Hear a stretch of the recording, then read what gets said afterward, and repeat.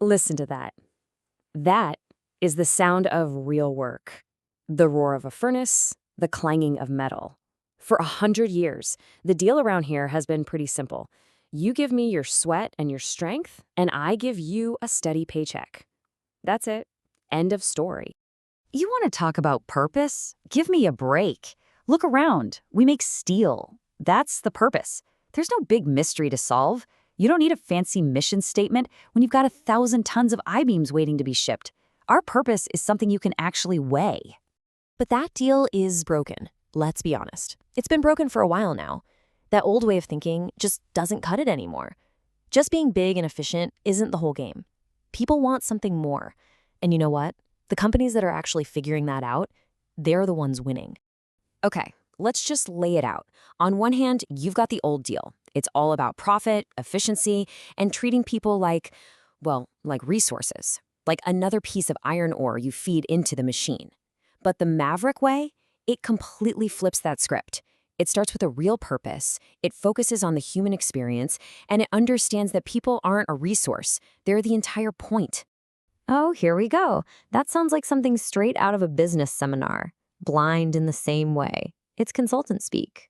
You can laugh, but that quote nails it. That blindness is exactly why so many industries are struggling. They're all just copying each other's homework from 50 years ago and then wondering why they're failing the test. So what it really comes down to is this. You have to have a cause, something real, something that feels like it was forged in fire, just like the steel you make. A belief that's actually stronger than your quarterly earnings report. Because these days, what you stand for is every bit as important as what you sell. An airline? Are you serious? That's got to be one of the worst businesses on the planet. The competition is absolutely brutal. The margins are razor thin. So go on, tell me how some fluffy purpose helps when your competitor just dropped their ticket price by $100. Easy. Southwest Airlines.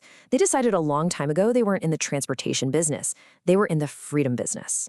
Their whole cause was to make it so anyone could afford to fly. And here's where the magic happens. When that's your cause, a baggage handler isn't just loading a bag. They're part of something bigger. They're giving someone the freedom to see their grandkids, to start a new business, to change their life. And if you want to know the payoff for all that soft stuff, here it is. If you'd put $10,000 into Southwest back in 1972, 30 years later, it would have been worth more than $10.2 million. And this is in one of the worst industries in the world. So yeah, purpose pays. And that kind of purpose, that kind of success, it has to come from the inside.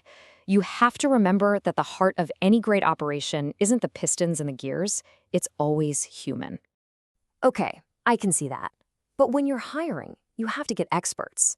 You need people who've actually worked the furnace, who understand the metallurgy. I mean, you don't hire a musician to run a rolling mill. But what if the experts are actually the problem? Think about this. Arkady Kuhlman, the CEO who created the bank ING Direct, he went out of his way to not hire bankers. Instead, he hired a jazz musician, a dancer, a captain in the Israeli army. Why? Because he wanted smart people who didn't have to unlearn an entire industry's worth of bad habits. And you gotta love Coleman's honesty about it. He knew that true innovation wasn't going to come from the people who were already trapped by the old way of doing things. As he put it, resurrection has only worked once in history. He didn't need a deeper rut, he needed a fresh path. A bank is one thing. That's all just numbers on a screen. This is a factory floor. We're talking heat, noise, real danger. All this high-minded talk, it wouldn't last 5 minutes out there. You get results with rules and discipline, not with trust. Are you sure about that? Let me tell you about KI, a furniture maker in Green Bay. They did something that sounds completely insane for a factory. They started practicing open book management. That means they share everything, every financial number, every cost, every profit margin, with every single person who punches a clock. And the philosophy behind it was so simple, it was radical. First, make every employee an owner, not some symbolic way, but with actual stock. And second, if you're going to treat people like owners, you have an obligation to teach them how to think like business people.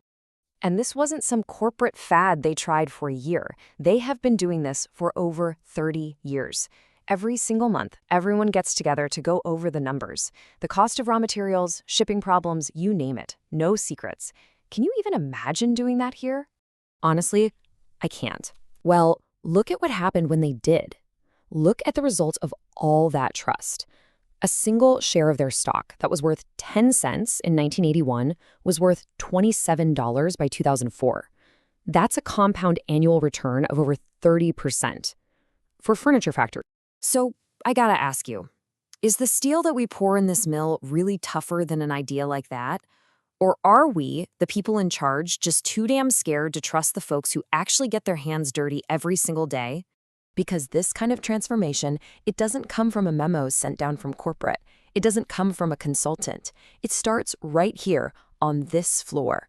It begins the moment you look at the person standing next to you. Right. We're not talking about trust falls. No, absolutely not. This isn't some cheesy gimmick from a corporate retreat. It's about everyone here knowing that we're not just making steel. We're building the bones of the country. We're raising skyscrapers. We're spanning rivers. A shared purpose. Okay, I can see that. I can feel that. And it's about looking at every single person here and seeing a source of ideas, a well of potential, not just another problem waiting to happen or another pair of hands. It's about respect. At the end of the day, that's what it is. The kind of respect that says, I trust you with the truth of this business because you're a part of it. Exactly. So when you boil it all down, it's not about the spreadsheets or the slogans on the wall. The entire transformation, the real secret to building something that actually matters and is built to last, it starts right there. It starts when you look at the person next to you and see a human being, not a resource to be used up.